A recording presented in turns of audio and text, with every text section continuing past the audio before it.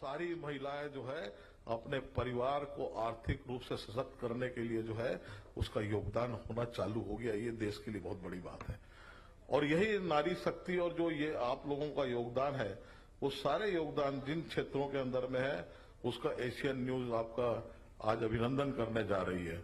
मैं आपको बहुत बहुत बधाई और शुभकामनाएं देता हूं। और मैंने भी जब मेयर था तो उस समय आप देखेंगे बूढ़ा तालाब में जो बुढ़ेश्वर मंदिर के सामने में जो है मैंने चालू किया था, तो मैंने महिला मार्केट बनाया मैं करूंगा, अब शब्द नहीं कहता कभी भी, ये सब काम करके निकल गया था मैं कि कहीं ना कहीं महिला बाजार होना चाहिए। उनको मैंने उस समय में जो है 35,000 में दुकान दिया था। जब मैं एक जगह गया अभी सांसद बनने के बाद में 2020 में, तो मैं बोला यार ये बहन जी कहाँ है, दिख नहीं रही है। तो मेरे को पता लगा कि वो 15 लाख रुपए में दुकान बेच के चल दी।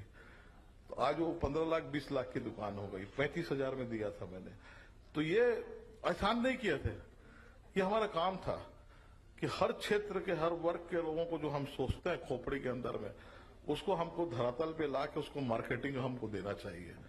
अभी लक्ष्मी राजवाड़े जी आएगी, उनसे भी मेरी बातचीत हो चुकी है कि हम आने वाले समय में क्या योजनाएं हमको करना चाहिए, उसके बारे में मैंने बहुत विस्तार से उनसे बातचीत किया है। तो आप लोग जो है कहीं भी, अब मेरा एक निवेदन है, मैं अपनी बात समाप्त कर रहा हूं। देखो, भारत सरकार की योजना है, राज्य सरकार की योजना है। आप जो यहां पर बैठे हैं ना, सम्मान प्राप्त करने वाले लोग बैठे हैं, और जब सम्मान आप प्राप्त कर रहे हैं तो केवल अपने परिवार के लिए, अपने घर के लिए प्राप्त नहीं कर रहे हैं, आप मोहल्ले के लिए प्राप्त नहीं कर रहे हैं, आपको सम्मान मिल रहा है प्रदेश स्तर पे। तो आपकी सोच थोड़ा जो है वो है सोच आपकी प्रदेश स्तर और देश स्तर की, इसलिए आपका सम्मान कर रहे हैं। तो ये केंद्र और राज्य की सारी योजना है। इन योजनाओं का आने वाले समय के अंदर में अगर हम अपने जीवन के अंदर में 10, 20, 25, 50, 100, 150, 200 जितना आपको लगता है, इन नारियों को अगर हम खड़ा कर दिए और उत्कृष्ट स्थान दे दिए, या मुद्रा बैंकिंग के नाम पे खड़ा कर दिए, या फिर प्रधानमंत्री स्वनिधि के नाम पे खड़ा कर दिए, या और किसी नाम पे अगर उस महिला को हमने खड़ा कर दिया, या महिला सहायता समूह को हमने उसको राशि उपलब्ध करा के या लोन उपलब्ध करा के उसको व्यवसाय के अंदर में लगा दिया। आत्मनिर्भर भारत का मतलब यही है कि आने वाले समय के अंदर ग्रामीण हिस्सों में जो उत्पाद हो रहे हैं उन उत्पादों को मार्केटिंग देकर जो है हम नारियों को सशक्त करेंगे। लखपति बहना मतलब यही कि आने वाले समय में वो हमारी जितनी बहनें लखपति बने और समृद्ध बने और वो जो है प्रभावशाली बने, इसके लिए जो है अगर हमारा कहीं न कहीं प्रयास होगा या आपके प्रयासों से कोई आगे बढ़ जाती है वो परिवार, तो मेरी बात को ध्यान रखना, जन्म और मृत्यु ये ईश्वर के हाथ में है, लेकिन जन्म और मृत्यु के बीच का कालखंड की कर्म के माध्यम से पुस्तक लिखने का अधिकार ईश्वर ने सबको दिया है।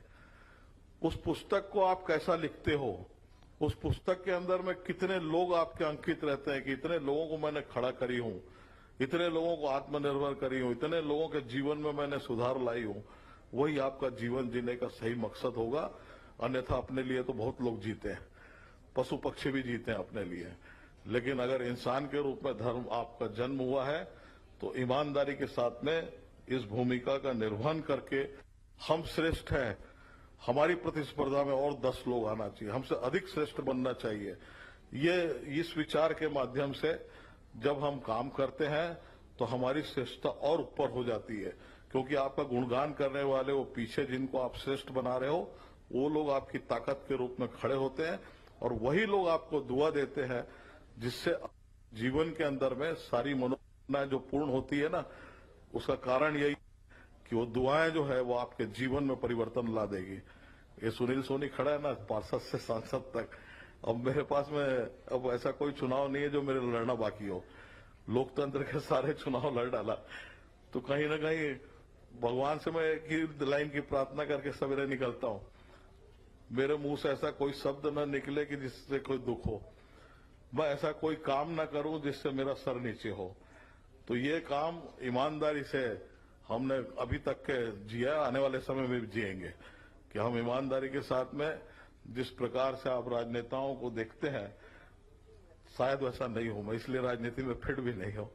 तो आप लोग कि कोई काम आ सको जरूर आना मेरे पास में, और आपका काम हम बिल्कुल करेंगे। अच्छा काम करने की आपकी कहीं भी अगर कहीं भी इच्छा हो कि हम ये काम करना चाहते हैं, आपका मुद्रा बैंकिंग के माध्यम से प्रधानमंत्री स्वनिधि का भाषण तो देकर चल दिए सुनील सोनी जी, लेकिन ये आएगा कैसे? बैंक वाले हमको घुमाते हैं।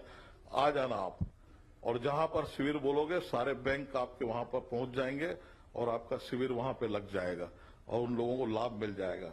लेकिन काम करने का अगर इच्छा शक्ति हो, काम का आपके अंदर में कोई जुनून हो, तो उस जुनून के लिए जो है कभी भी हमारे पास कोई आएगा तो हम आपको बिल्कुल सहयोग करेंगे। और एशियन न्यूज को मैं बहुत बहुत धन्यवाद देता हूं कि आज जो है सब गेस्ट नहीं आने के बाद भी मेरे को बोलने का अवसर दे दिया आपने। आप इतने सारे लोगों के दर्शन भी हो गए और बातचीत करने का अवसर भी मिल गया। इसके लिए मैं एशियन न्यूज पूरे परिवार को बहुत बहुत धन्यवाद, आपका आभार। श्रेष्ठ काम के लिए आपको बहुत बहुत बधाई। सबको बहुत बहुत शुभकामनाएं। धन्यवाद। सर बड़ी मुश्किल से आप आते हैं और इतनी देर से खड़े। मैं चाहूंगी बस 2 सवाल मीडिया के पास आए और सवाल आपसे न ले, क्योंकि आपने भी बता ही दिया है किस तरह से सेवा आप करते हैं और तमाम जानकारियां आप दे ही रहे हैं। एक ऐसे छत्तीसगढ़ की राजनीति का, क्योंकि आपका ऐसा नाम रहा है, संफर जो है संघर्ष, समर्पण और सेवा की मिसाल है। पार्षद से सांसद तक आपने हर भूमिका में काम किया। जनता का विश्वास, विकास की सोच, सशक्त नेतृत्व, और यही आपकी पहचान रही है। कभी सोचा था कि पार्षद से सांसद तक का सफर तय करेंगे? और इतनी पब्लिक का, मतलब छत्तीसगढ़ के को एक एक शख्स आपको जानता है। आपने खुद से कहा कि मेरे पास आप डायरेक्ट आ सकते हैं। शायद ही कोई विधायक हो जो इस तरह से बोलता होगा कि डायरेक्ट आके मुझसे काम करवाइए। कभी सोचा था इतना बड़ा सफर तय कर लेंगे? निश्चित तौर पे।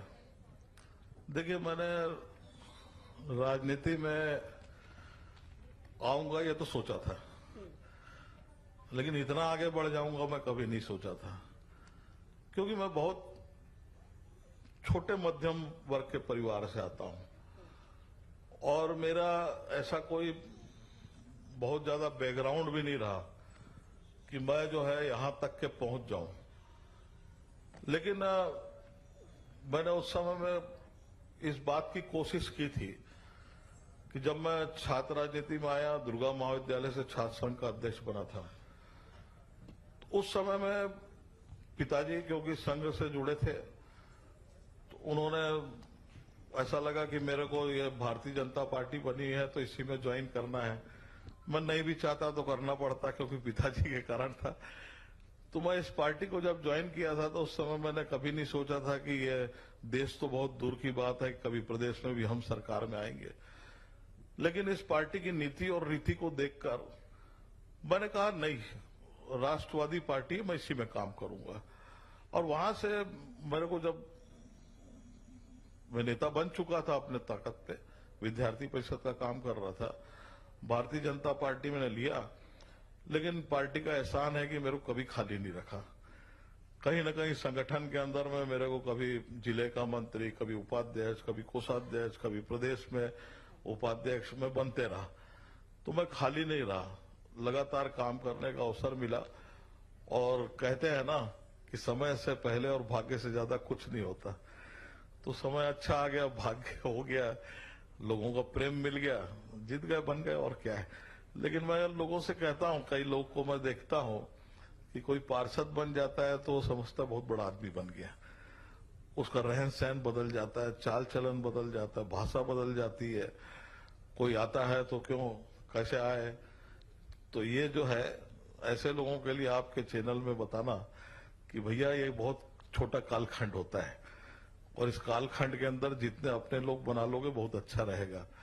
और ज्यादा अहंकार रहेगा तो आपका पहली सीढ़ी से आप जब गिरोगे तो ऊपर की सीढ़ी नहीं चढ़ पाओगे। तो भाग्यशाली तो अपने आप को आप कह ही रहे हैं, लेकिन सफलता का मूल मंत्र भी दे जाइए, क्योंकि बहुत से युवा हैं जो राजनीति में आने चाहते हैं। देखिए, युवाओं को राजनीति में आना चाहिए।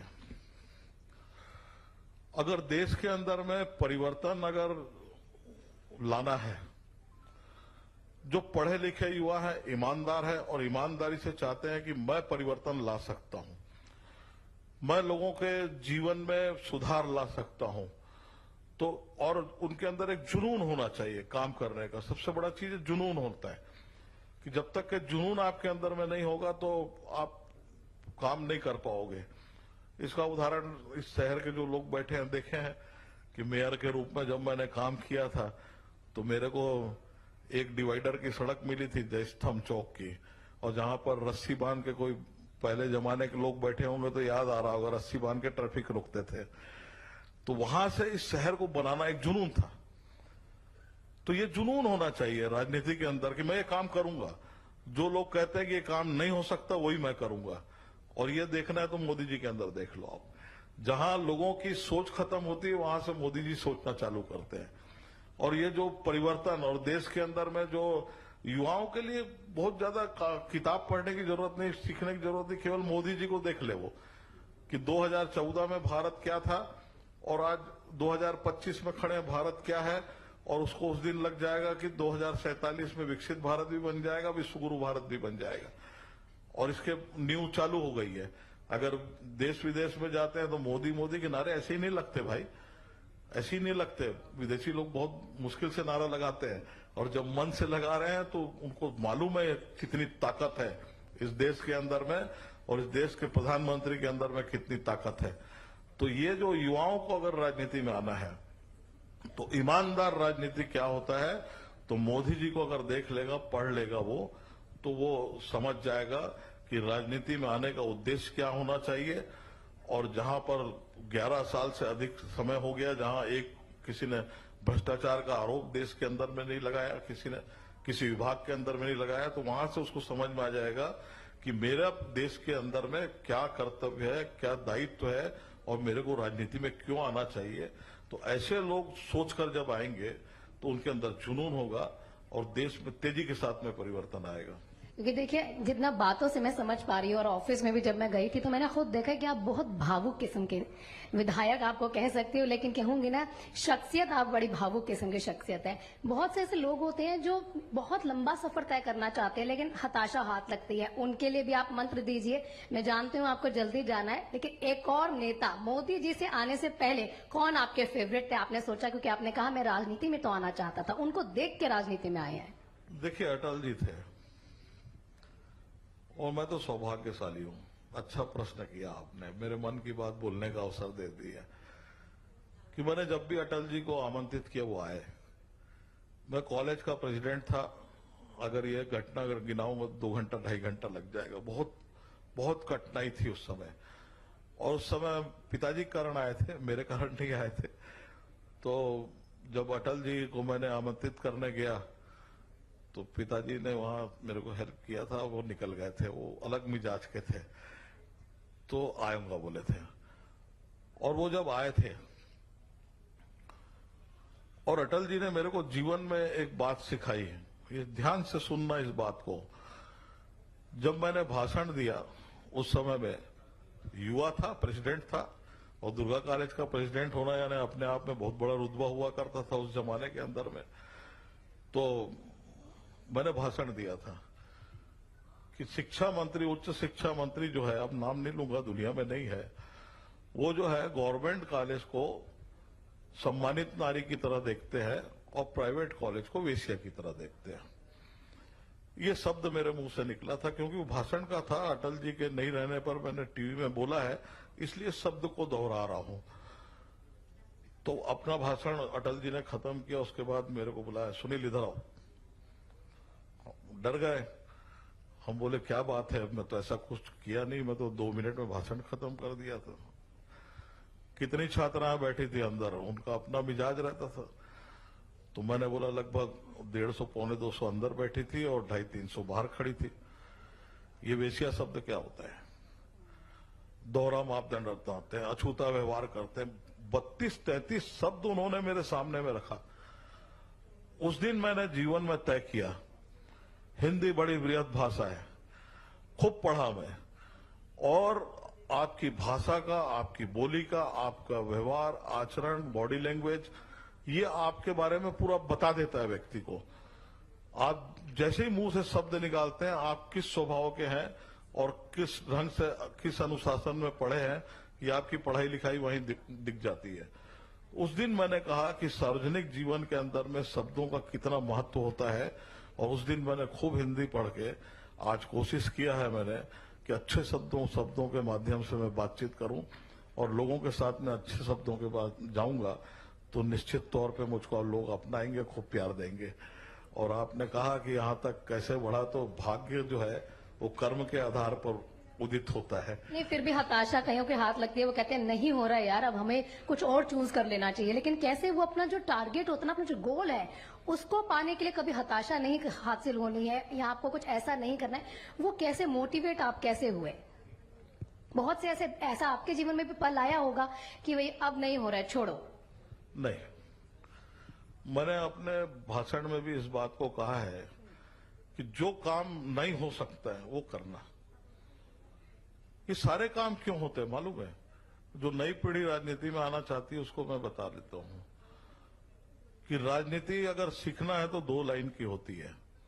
किताब पढ़ने की जरूरत नहीं है, जिसको मैंने आत्मसात किया। ये शायद मेरा पहला चैनल में बात कर रहा हूं मैं।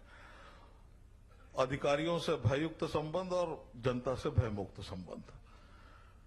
भयमुक्त संबंध का मतलब है जनता को कभी नहीं लगना चाहिए कि मैं ये प्रभावशाली आदमी के सामने बैठा हूं या बैठी हूं, ये अपना है, ये अपने लोग हैं, इसको वोट देके मैंने जिताया है। तो ये आत्मीयता दिखना चाहिए। आपको कुर्सी की जरूरत नहीं, जमीन में बैठना, जमीन में बैठ जाओ, आराम से रहो। बहुत ज्यादा जैकेट और कड़कदार कुर्ता पजामा की जरूरत नहीं है।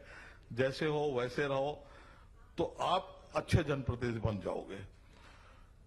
अधिकारियों से जिस दिन लेन देन करोगे, जिस दिन उनके साथ में बहुत ज्यादा आप संबंध स्थापित करोगे, उस दिन अच्छे प्रशासक नहीं बन सकते। तो इसलिए आपको कहीं ना कहीं राजनीति के अंदर में ईमानदारी शब्द को आत्मसात करना चाहिए। मैं कहता हूं दुनिया के अंदर में 2 शब्द बहुत ही कीमती हो गए, एक ईमानदारी और एक विश्वास। लोग किस पे विश्वास करें? घर का आदमी धोखा दे देता है, परिवार का आदमी धोखा दे देता है। तो विश्वास शब्द जो इस कालखंड में, ये कलयुग में जो महंगा हुआ है, इसको आपने अगर आत्मसात कर लिया, नहीं मैं विश्वास से कहता हूं, और जिस दिन ईमानदारी को आपने अपना लिया उस दिन आप अच्छे प्रशासक हो गए। जो आपका जो बात है ना कि नहीं कर पाते, तो ये शब्द आपका विलोपित हो जाएगा। आप कर सकते हो और हमेशा सफल हो सकते हो।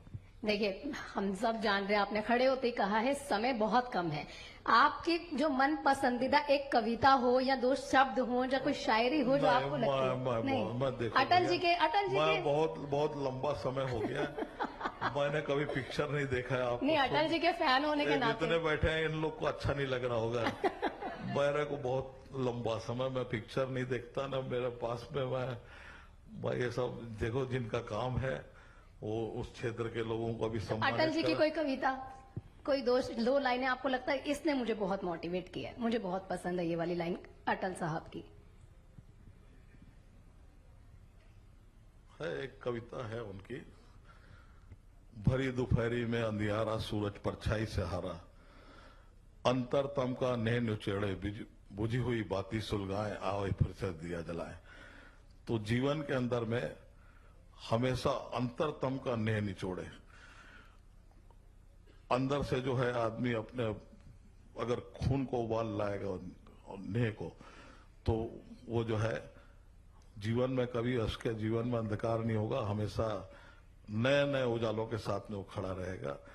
ऐसी बहुत सारी अटल जी की कविताएं हैं जो बोल सकता हूं, आपने दिया है, मैंने उनकी 51 कविताएं हैं, उसको मैंने पढ़ा है। लेकिन ठीक है, उनका अपना स्टाइल था, आप स्टाइल लोग भी भी याद पढ़ो। आ रहा है। चलिए बहुत बहुत धन्यवाद। Thank you so much sir. हमारे मैं चाहूंगी सीओ साहब और पॉलिटिकल एडिटर एक बार स्टेज पे आए और सर का सम्मान। आइए।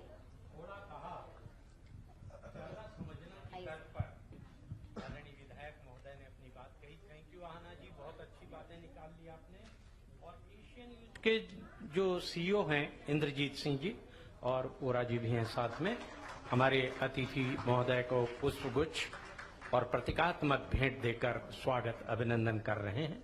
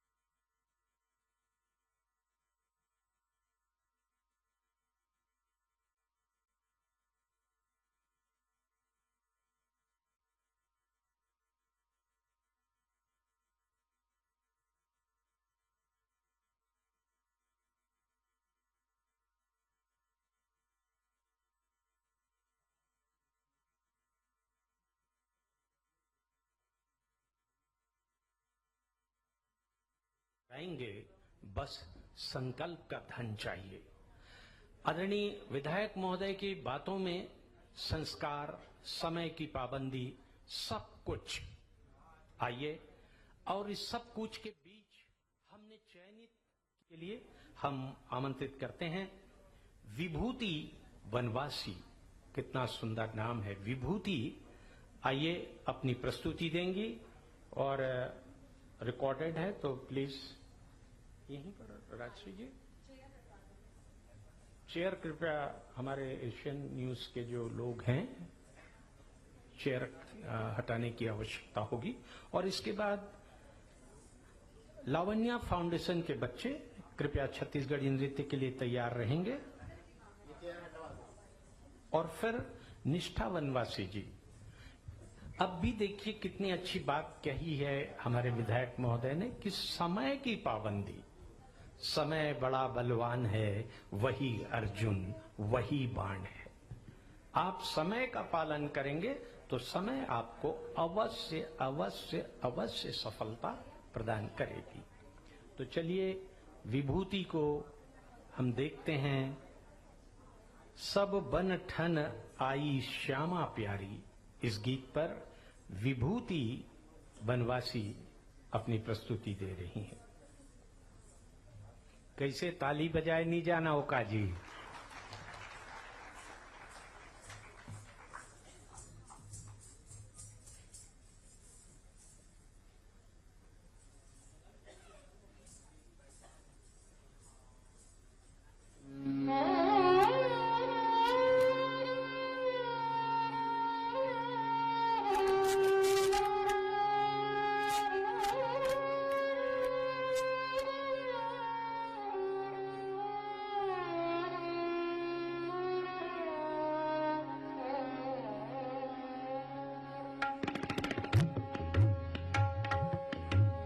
सब बन ठनवाई श्याम प्यारी रे, सब बन ठनवाई श्याम प्यारी रे, सब बन ठनवाई श्याम प्यारी रे, सब बन ठनवाई श्याम प्यारी रे, सब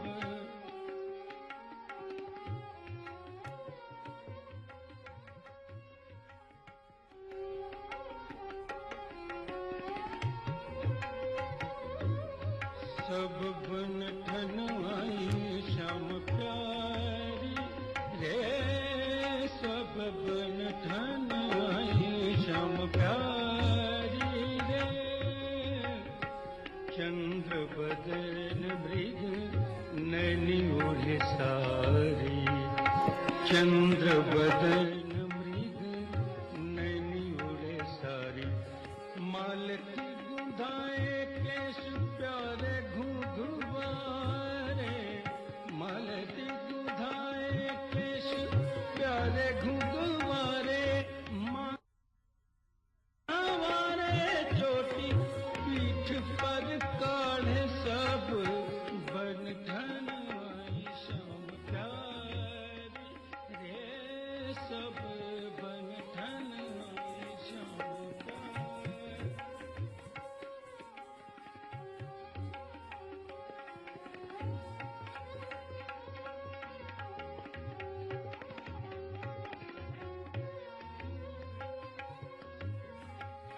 बेंदी भाल श्रवण कुंडल गले माला, बेंदी भाल श्रवण कुंडल गले माला, मुख दामिनी सीतम कट चाल मतवारी, सब बन ठनवाई श्याम प्यारी रे, सब बन ठनवाई श्याम प्यारी रे, सब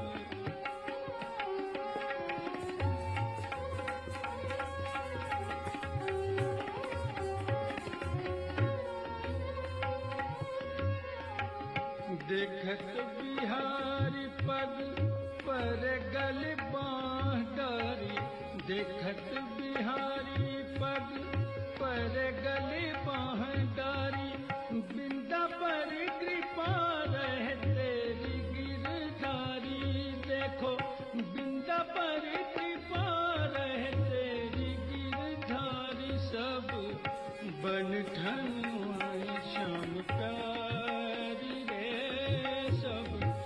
बन ठन श्याम प्यारी रे सब चंद्र बदन मृदु नैनी ओढ़े सारी चंद्र बदन मृदु नैनी ओढ़े सारी सब बन ठन श्याम प्यारी रे सब बन ठन श्याम प्यारी आई श्याम प्यारी आई श्याम प्यारी रे।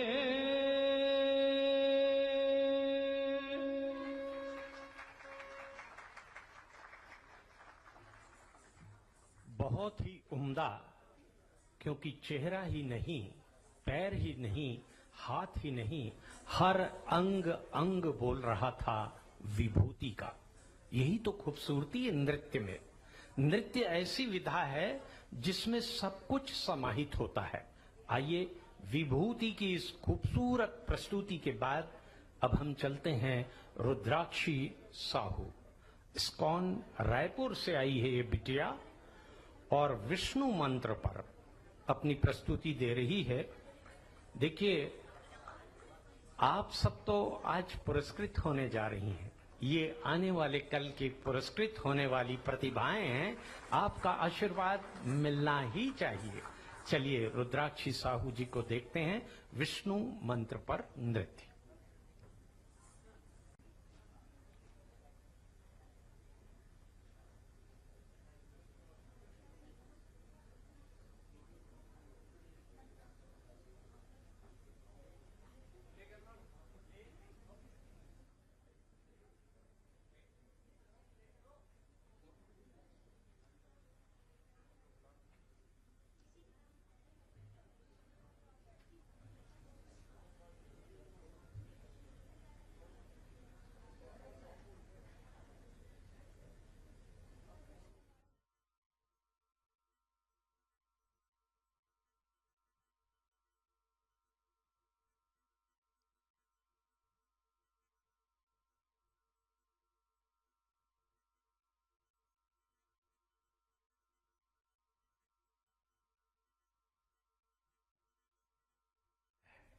मानव ने मशीन को बनाया है, इसलिए उस पर भरोसा हम उतना नहीं कर सकते जितना खुद पर कर सकते हैं।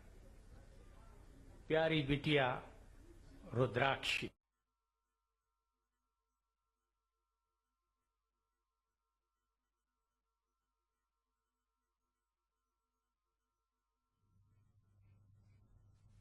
आपको बता दें, एशियन न्यूज और न्यूज प्लस 21 का खास कार्यक्रम नारी शक्ति को सलाम, जिसमें काफ़ी संख्या में दर्शक पहुंचे हैं और सम्मानित होने वाली महिलाएं भी पहुंची हैं। एशियन न्यूज और न्यूज प्लस 21 का एक खास कार्यक्रम है। रोशन करेगा बेटा तो एक ही कुल को, पर दो दो कुल की लाज को संवारती हैं बेटियां। दो दो कुल की लाज को संवारती हैं बेटियां। इसलिए तो आइए रुद्राक्ष की प्रस्तुति।